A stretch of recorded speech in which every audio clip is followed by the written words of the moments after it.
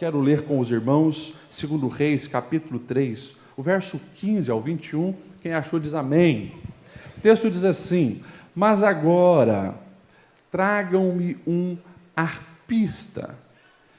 Enquanto o arpista estava tocando, o poder de Deus veio sobre Eliseu. E ele disse: assim diz o Senhor, cavem muitas cisternas neste vale, pois assim diz o Senhor, vocês não verão vento nem chuva, contudo, este vale ficará cheio de água, e vocês, seus rebanhos, seus outros animais, beberão. Mas para o Senhor, isso ainda é pouco. Ele também entregará Moabe nas suas mãos. Até aqui está bom. Ele entregará Moabe nas suas mãos. Deixa eu começar com uma pergunta, e você responde para quem está do seu lado. O que você faria se estivesse no deserto, sem água, e tendo um inimigo para derrotar? O que você faria? Difícil, né? Complicada a situação. A Bíblia vai nos contar essa história, e eu quero colocar você nesse cenário para você entender o que foi esse episódio aqui com o profeta Eliseu. A Bíblia vai nos dizer que depois da divisão lá de Israel, reino do norte, reino do sul, nós vamos ver muitos reis bons e ruins ali revezando, né, no governo. Israel mesmo, o reino do norte, a maioria dos reis, praticamente todos, foram péssimos reis. E nós temos ali um casal que era o pior de todos. Vocês se lembram do nome do pior casal que reinou sobre Israel? Muito bem. Acabe e Jezabel. Terríveis. Pessoas que tiraram a adoração exclusiva ao Deus de Israel e colocaram muitos outros deuses, né? Principalmente Baal, Acera e assim por diante. Era aquele caos, né? O povo de Deus estava ali se deteriorando, se prostituindo, adorando outros deuses. O caos foi instalado. Esse casal, eles tiveram alguns filhos. Um dos seus filhos foi o rei Jorão. Esse rei Jorão virou rei depois que Acabe morreu. E agora esse Jorão está governando o reino do norte, governando Israel. Porém, depois da morte do pai dele, o que aconteceu? O rei de Moabe, que antes pagava tributos a Israel, disse: não vou mais pagar, cansei. O povo de Moabe era um povo muito próspero na questão de rebanhos. E só para você ter uma dimensão, por ano, o reino de Moabe pagava para Israel 100 mil cordeiros e 100 mil carneiros. Eu sei que você já sabe qual é bem a diferença do cordeiro e do carneiro, né? Sabe qual é a diferença, não? Alguém sabe qual é a diferença do cordeiro e do carneiro? Pelo que eu sei, é apenas a questão de idade. Porque o cordeiro, né, é o filhotinho e o carneiro é o adulto ali do macho da ovelha, né? Então, assim, imagine isso, 100 mil cordeiros, 100 mil carneiros anual. E daí, de repente, o rei de Moabe bateu o pé e diz: não quero mais dar nada para Israel, acabou essa questão do tributo, porque o rei Acabe morreu. Quando Jorão percebe que vai ficar prejudicado, o que ele faz? Ele pede ajuda ao rei Josafá, que é o rei do reino do sul, de Judá, e pede também auxílio ao rei de Edom. Então esses três reis juntam os exércitos deles e vão atacar. Daí o rei Josafá pergunta: e qual é a estratégia? Por onde nós vamos? Nós vamos pelo deserto de Edom. E agora imagine aquele mundaréu de homens de guerra indo para uma grande batalha contra Moabe, estão atravessando o deserto. Quando nós olhamos aqui na palavra de Deus, nós vamos ver então esse problema surgindo. O verso 9 vai dizer assim: o rei de Israel partiu com os reis de Judá e de Edom, e depois de uma marcha de 7 dias, eles estão atravessando o deserto, não sei o que aconteceu, se calcularam errado, se estava diferente, não sei, mas passou 7 dias e o texto vai dizer assim: já não havia água para os homens beberem e nem os animais. Olha só a situação. Os camaradas estão indo para uma guerra, estão para enfrentar o inimigo, e agora eles pararam no meio do deserto porque estão desfalecendo de sede, e ninguém mais tem água depois de 7 dias. Quando bate aquele pavor, quando a situação está totalmente adversa, eles não sabem a quem recorrer, eles agora vão procurar uma ajuda divina. E eles começam a questionar: vamos procurar um profeta, vamos procurar um oráculo de Deus, alguém que tenha uma direção de Deus para a nossa vida. E daí, um dos conselheiros lá do rei disse: olha, tem o profeta Eliseu, ele está por essa região, vamos procurar ele. Então, os reis vão procurar Eliseu. E é interessante, porque aqui nós temos uma situação única, né? E muito pedagógica para nossas vidas. Porque você imagine, Jorão é aquele camarada que, por mais que não foi tão ruim quanto os seus pais, ele foi um péssimo rei, e a própria Bíblia vai dizer isso. Porque ele não se desviou do caminho de Jeroboão, o filho lá de Nebate, né? Ou seja, o negócio que continuou foi toda a questão da idolatria, toda a questão do desvio do Senhor. E imagine ele sendo criado pelos pais naquele contexto, naquele meio, repudiando os profetas de Deus. Daí, de repente, alguém vai dizer assim: ó, você precisa procurar Eliseu, que ele vai dar a direção. Só que Eliseu, ele é aluno de Elias, o profeta que vivia em confronto com o seu pai Acabe. E daí agora, diante da adversidade, o Jorão,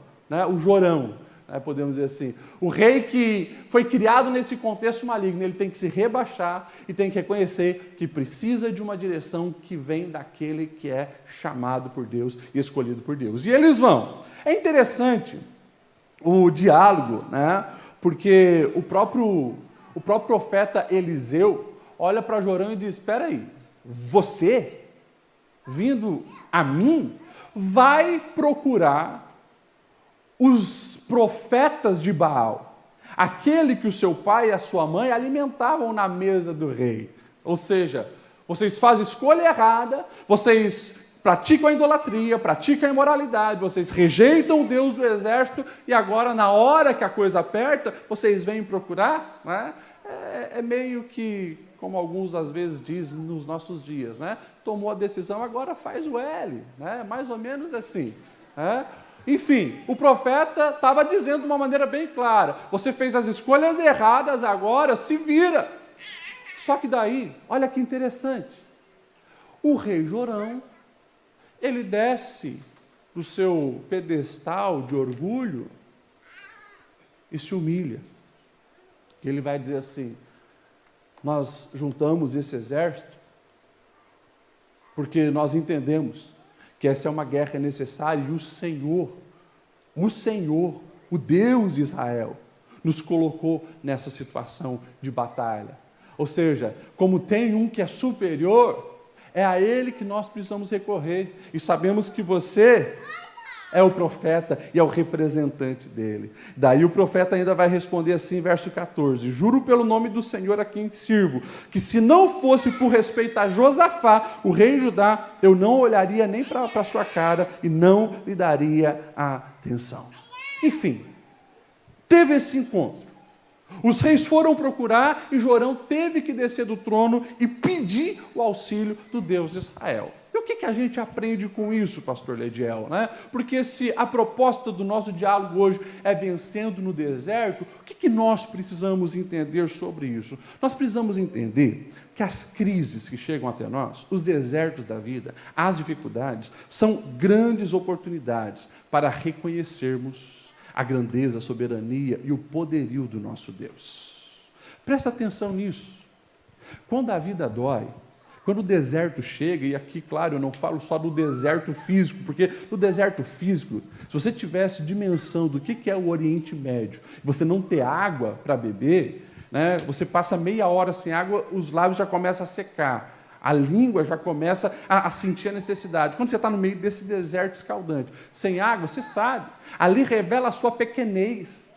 Ou você encontra algo que nutre, ou você se abriga, ou encontra uma sombra, ou você morre, né? E os desertos da vida, e aqui eu falo também dos desertos emocionais, dos desertos espirituais, dos desertos das doenças, e talvez alguém aqui está passando por esse tipo de deserto. Pastor, eu estou no deserto de ansiedade, eu estou no deserto nos meus relacionamentos, pastor, eu estou no deserto financeiro, eu não sei, mas o deserto revela algumas coisas importantes. Primeiro, a nossa habilidade, o nosso poderio, a nossa capacidade é pequena.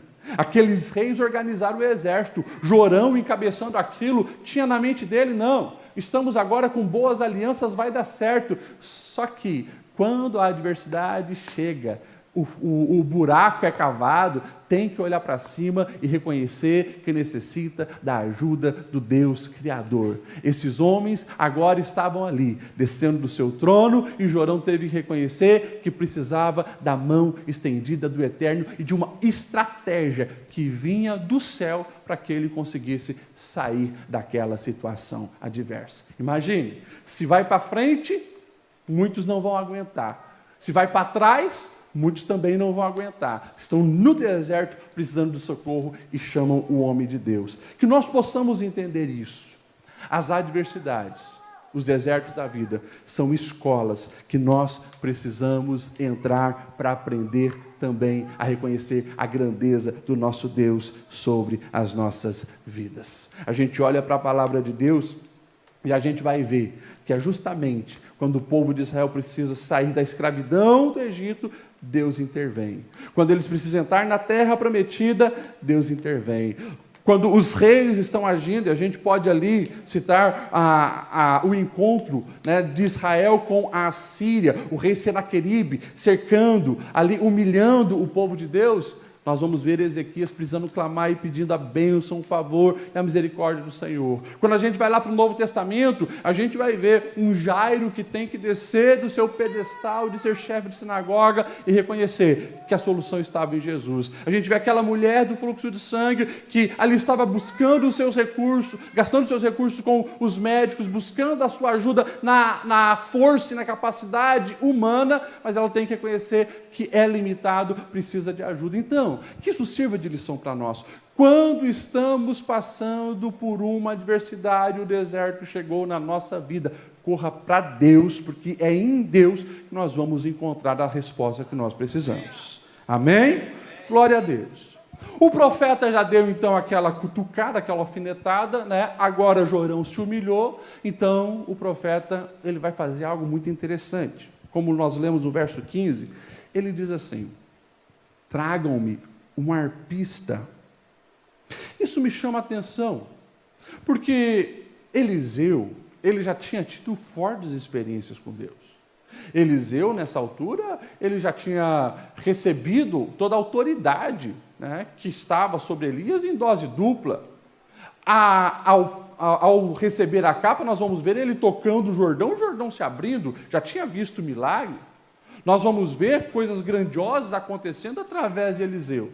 Mas, de repente, para tomar uma grande decisão como essa, envolvendo os exércitos, ele chama alguém para tanger, para tocar.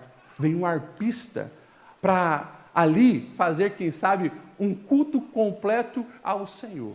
Isso me chama a atenção porque traz uma resposta para nós e uma direção muito clara, que muitas vezes, quando nós estamos preocupados com guerra, quais estratégias de guerra que nós vamos usar, né? Quais as armas bélicas que nós vamos, então, entrar nessa guerra, e a gente muitas vezes esquece do essencial, que é a arma da adoração, a arma do louvor.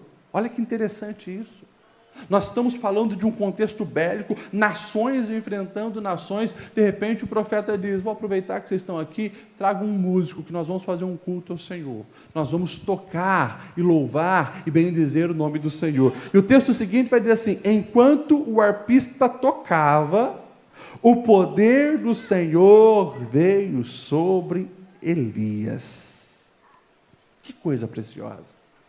Aprenda uma grande lição para a sua vida. E presta atenção nisso que eu vou falar.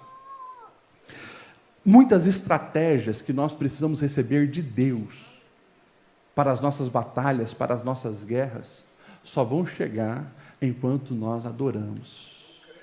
Eu vou repetir isso para você não esquecer. Muitas das estratégias de Deus para as batalhas que nós enfrentamos só chega quando nós adoramos. Talvez você está aqui e você está angustiado com uma decisão que precisa tomar, algo que precisa fazer, um problema que te assola, e você já usou toda a estratégia que você sabia. Você chamou especialistas para te dar uma direção. Os céus hoje te convidam a adorar. Adore ao Senhor, cante louvores ao Senhor, celebre o nome do Senhor, exalte o nome do Senhor. Se puder, né, traga um arpista ou dá o play lá no teu som, ou fala para a Alexa, né, qual é o louvor que você quer ouvir, mas aquele ambiente onde você está, que possa ser inundado por louvor ao nome do Senhor, adoração ao nome do Senhor. Quando nós olhamos para a Bíblia, fica muito claro, né? A gente tem o clássico exemplo de Paulo e Silas na prisão, as costas ensanguentadas, eles ali prestes para ser julgado com mais condenação, e de repente, por volta da meia-noite, o texto da Bíblia vai dizer em Atos que eles estão louvando ao Senhor, e quando eles louvam, a intervenção vem, a terra treme, a solução acontece. Quando nós olhamos para a vida do Mestre Jesus, o momento da sua maior aflição, Mateus 26:30 vai dizer que eles cantaram antes de sair para o Monte das Oliveiras. Olha só, o Criador de todas as coisas, o Mestre Jesus, o Deus encarnado, sabendo de um grande desafio que ele tinha para enfrentar, que era a cruz, ele parou para exaltar ao Pai e cantar louvores ao Senhor. Tem um ditado aí popular, você conhece, que diz, né, que quem canta os seus males, vamos só corrigir isso, não é quem canta, porque se você botar um funk lá não vai mudar nada. Agora, quem louva, quem adora, quem celebra com canções o Criador, daí você pode ter certeza, os males espanta, os demônios batem em retirada, o inferno fica confuso, o inferno entra em confusão, podemos usar a linguagem adolescente, entra em parafuso. Como que alguém que está no deserto, numa adversidade, está louvando? O inferno não sabe dizer. Mas a tua alma vai ser revigorada, fortalecida, vai vir do céu um esclarecimento, porque amplia a visão e você pode então seguir o caminho correto. Não esqueça essa lição. As estratégias que você está tentando não estão dando resultado. Louve, celebre, engrandeça ao nome do Senhor. O poder de Deus veio sobre o profeta enquanto eles louvavam. E daí, o profeta vai trazer a estratégia dos céus. Assim diz o Senhor: cavem muitas cisternas neste vale. Verso 16.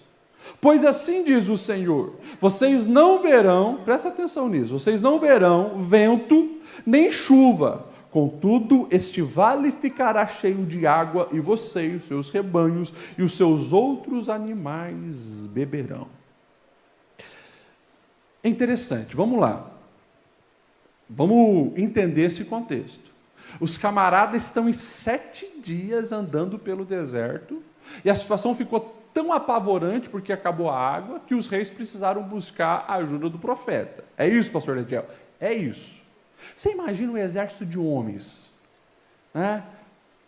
Fraco porque não tem água para beber, sedento, um negócio absurdo. E de repente, o recado que Deus dá ao profeta é o seguinte: cavem cisternas.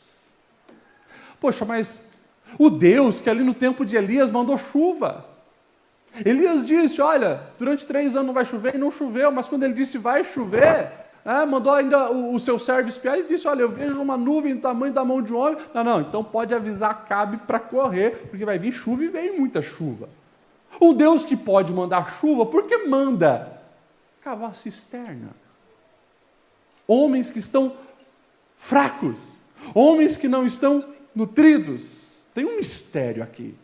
Só que nós precisamos entender que os projetos de Deus são perfeitos. Ele sabe o que faz. E nós precisamos entender essa verdade que a Bíblia está nos dando aqui. Sim, o nosso Deus é um Deus que de algum jeito vai mandar água. Porém, cabe a nós cavarmos cisternas. Tem pessoas que querem mágicas e não milagres. E eu já falei algumas vezes desse púlpito, que Deus vai exigir um passo de fé de você. Deus vai querer ver, de fato, o que está na sua alma e se de fato você quer a solução para isso. Como que homens fracos encontram força para cavar a cisterna, pastor Lediel? Só tem um fator que eu consigo encontrar aqui que vai motivar esses homens a cavar a cisterna. Sabe o que é? É a fé. É a fé. É eles acreditarem na palavra do profeta que veio dos céus.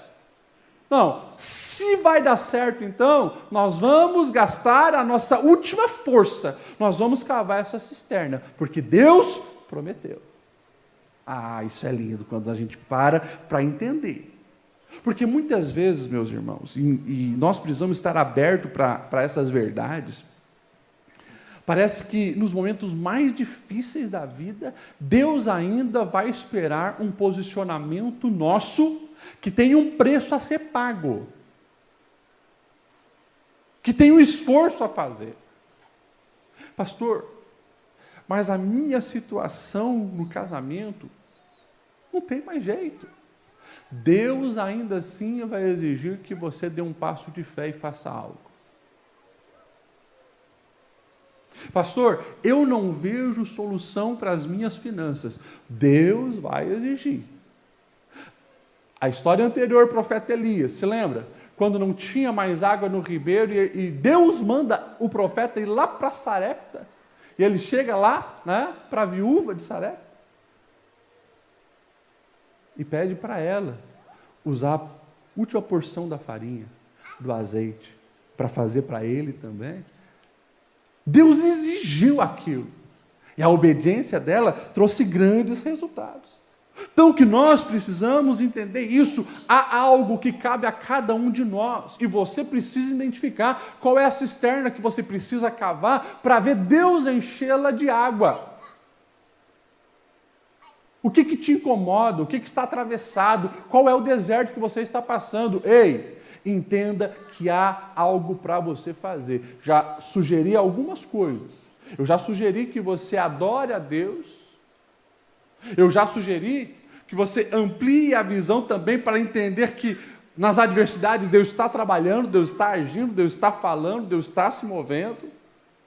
Já sugeri que você saia de qualquer trono ou pedestal que você se colocou e se humilhe na presença de Deus. Então vai identificando a cisterna que você precisa cavar. Porque quando isso acontece, Deus também faz grandes resultados acontecerem. O verso de número 20 vai dizer que, depois de receber aquela palavra, no dia seguinte, na hora do sacrifício da manhã, a água veio descendo da direção de Edom e alagou a região. Olha só, eles fizeram a parte deles, eles cavaram e eles foram ali adorar mais uma vez a Deus. Pela manhã ofereceram sacrifícios e veio água e encheu aquelas cisternas. É um Deus intervindo no meio do deserto e dando água para aquele povo. Eu imagino a festa.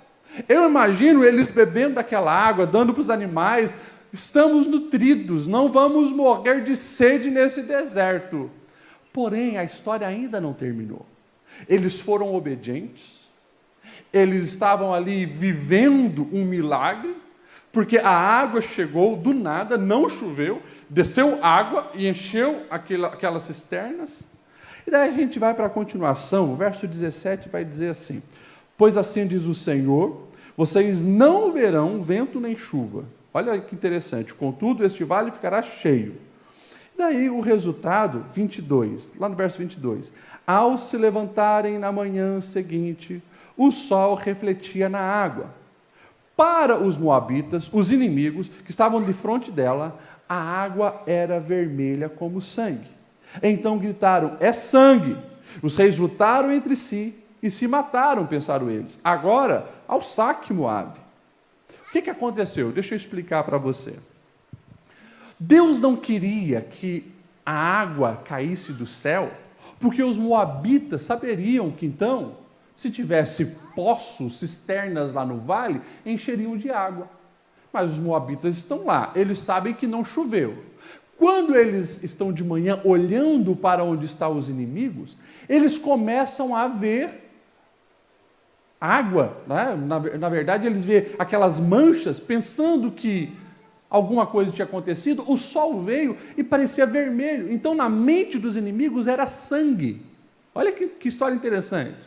Eles falaram: os reis lutaram entre eles e se mataram.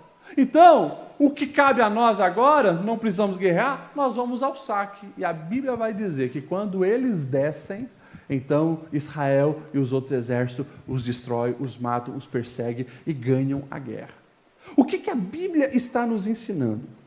A Bíblia está nos ensinando que os métodos de Deus sempre são mais eficientes, mais eficazes que qualquer um dos métodos que nós escolhemos e que nós estabelecemos para seguir. Porque eles nunca imaginariam que isso ia acontecer, mas o Deus que já está no amanhã estava não apenas dando água para nutri-los, mas estava já dando e concedendo a vitória para eles. O que isso tem a ver conosco, pastor Lediel? Tudo! Porque muitas vezes nós vamos ser chamados por Deus para fazer algo que não entendemos muito bem. Como que um Deus diz que vai encher de água as cisternas, mas não vai vir chuva? Que loucura é essa? Será que nós vamos encontrar veios de água no deserto, o que é muito improvável? Talvez era o questionamento deles, mas eu tenho certeza que eles nem imaginavam que Deus já estava preparando uma grande vitória. Passou-se milhares de anos, e a situação continua sendo a mesma para mim e para você. Vai ter muitas coisas que Deus vai pedir para você fazer e você não vai entender. Mas a minha sugestão para você é obedeça. Porque a partir do momento que você se posiciona em obediência ao Senhor, Ele não apenas te dá as vitórias que você está enxergando aqui na sua frente, mas Ele já está preparando coisas muito maiores sobre a sua vida. É fácil obedecer ao Senhor dessa maneira? Muito difícil, tem que sair da lógica. E quando nós olhamos na palavra de Deus, sempre foi assim, né? Imagine lá atrás um Josué, que é o responsável agora por conquistar a terra prometida, e daí vem Deus dizendo que não é para fazer grandes armas de guerra, mas vai rodear Jericó e gritar no final que Deus vai dar a vitória. Na lógica humana, loucura, mas para aqueles que confiam e acreditam no poder do seu Deus, é de fato tocar aquilo que os olhos não podem ver. Lá no Novo Testamento, quando falta o vinho no casamento em Caná da Galileia, Jesus chega para os servos e diz: encham as talhas de água. Talvez algum de nós, que se estivéssemos lá, a gente ia chegar para Jesus: Jesus, está faltando vinho, não é água, está faltando vinho. Encham as talhas de água. Vamos aplicar isso de uma maneira mais direta para nós. Quantas vezes você se achou na razão e Deus se manifesta dizendo: perdoa. Ah, mas a lógica humana diz o contrário. Pois é. Ouse sair da lógica humana. Você vai encontrar não apenas um alívio para a sua alma, mas você vai tirar de fato um grande fardo de você, daquele que também te prejudicou. Quando a Bíblia nos orienta a amar incondicionalmente, ouse obedecer, ouse seguir. Quando nós temos aqui orientação, né, para aquele que tenta roubar a sua capa, dá também a túnica, aquele que te força a andar 1 quilômetro, anda também 2, parece tudo loucura. Como que eu vou fazer um negócio desse? De fato, só com a inspiração dos céus sobre a sua vida. Mas ouse obedecer e você verá grandes coisas acontecerem. O que eu posso afirmar para você: obedeça o Senhor. Obedeça o Senhor. Por mais que você não entenda as estratégias que Ele está te dando, obedeça e você será surpreendido por grandes coisas que Deus age no favor daqueles que obedecem. Vamos ficar em pé para nós caminharmos para o final? Eu finalizo lembrando, palavra de Deus a Jeremias, porque eu sei os planos que eu tenho para vocês, de fazer prosperar, não causar danos, planos de dar a vocês esperança e um futuro glorioso. Ou seja, que nós possamos buscar as orientações do nosso Deus, usando essas armas da humildade, da adoração, do reconhecimento da soberania do Senhor, da obediência. Isso é um segredo que está exposto para todos. Infelizmente, a grande maioria dos seres humanos hoje viram as costas para a palavra de Deus. Não meditam nisso que nós estamos fazendo hoje. Coisas simples, claras e diretas que Deus nos dá, que é o segredo de uma vida bem embasada, de uma vida verdadeiramente próspera, que desfruta da bênção de milagres da intervenção do Senhor. Quando a gente enfrentar os desertos, que você possa ter essa dimensão na sua alma bem claro. Não é para você morrer, não é para você desanimar, é para você ver a intervenção de Deus sobre a sua vida e gerar experiência com o grande Deus na sua história.